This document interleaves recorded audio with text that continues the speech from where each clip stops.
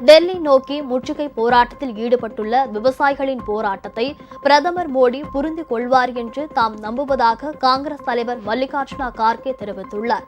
கார்கே வெளியிட்டுள்ள எக்ஸ் தள பதிவில், நாட்டிற்கே உணவு வழங்கும் விவசாயிகள் ஏன் மீண்டும் மீண்டும் டெல்லியில் நீதிக்காக வர வேண்டும் என கேள்வி எழுப்பியுள்ளார். ஹரியானா, ராஜஸ்தானில் சுற்றுப்பயணம் மேற்கொண்டுள்ள பிரதமர் விவசாயிகளின் கோரிக்கைகளை புரிந்து கொள்வார் என்றும், குறைந்தபட்ச ஆதரவு விலைக்கு சட்ட திருத்தம் போன்ற விவசாயிகளின் கோரிக்கைகளை மத்திய பிஜேபி அரசு செவிசாய்க்காமல் பலமுறை ஏமாற்றியதால் அவர்கள் நீதி கேட்டு வருவதாகவும் கார்கே கூறியுள்ளார்.